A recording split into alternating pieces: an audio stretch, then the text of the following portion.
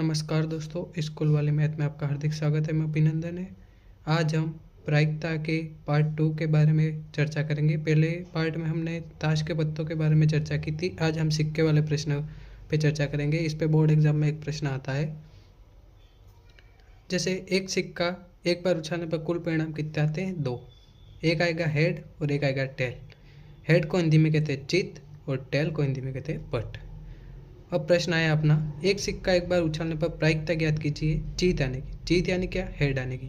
तो एक सिक्का एक बार उछालेंगे, जीत तो एक बार ही आएगा, तो पी जीत। अपने प्रायिकता का सूत्र एक बार ही लिखेंगे, अनुकूल घटना बटे कुल घटना। तो अनुकूल घटना जीत कितनी बार आएगा? 1, और कुल घटना कितनी है? 2।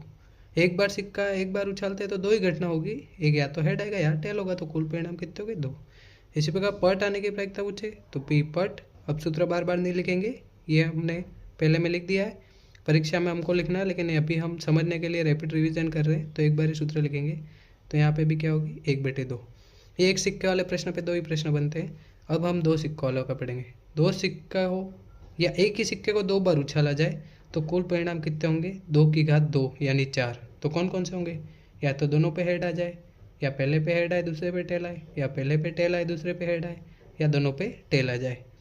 अब इसके कुछ प्रश्न है। दोनों पर जीत आना, तो यहाँ देखो दोनों पर जीत, दोनों पर हेड कितनी बार आ रहा है? CBA एक बार। तो अनुकूल घटना कितनी हो गई? 1, और कुल घटना 4। दोनों पर पट आना, दोनों पर पट कितनी बार आ रहा है? एक बार। तो ये भी कितनी होगी? 1/4। कम से कम एक पर जीत आना, कम से कम एक पर जीत यानी एक बार तो जीत आना चाहिए, 2 बार भी आ सकता है। तो इसमें 2 बार आ रहा है, तो कम से कम एक बार तो 1 ही है। इसमें भी कम से कम एक बार आ रहा है, 2। इसमें भी कम से कम एक बार आ रहा है, 3। और इसमें नहीं आ रहा है। तो अनुकूल घटना कितनी होगी? 3, और कुल घटना कितनी होगी? 4। इसी प्रकार अगर ये पूछ ले कम से कम एक पट आना, तो PE। ये भी कितनी? कम से कम एक बार पट। इसमें नहीं है पट, इसमें कम से कम एक बार आ रहा है 1, इसमें कम से कम एक बार आ रहा है 2, और इसमें आ रहा है 3। तो ये भी कितनी हो जाएगी? 3/4। ये एक बार सिक्का उछालने और 2 बार सिक्का उछालने वाले के प्रश्न खत्म हो गए।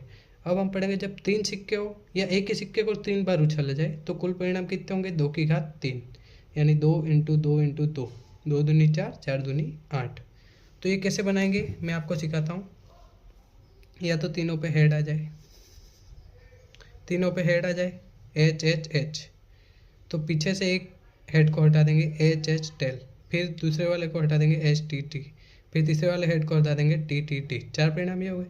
अब जैसे अपन ने यहाँ H लिखा था, पीछे से टेल लिखते गए, वैसे यहाँ TT है तो यहाँ पीछे से H लिखते जाओ, TTH।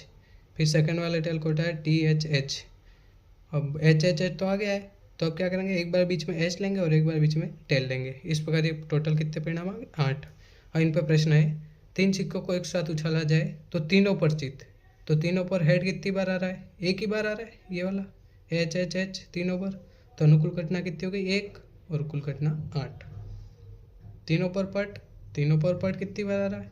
एक बार ही आ रहा है, TT। तो ये भी कितनी हो जाएगी? 1/8।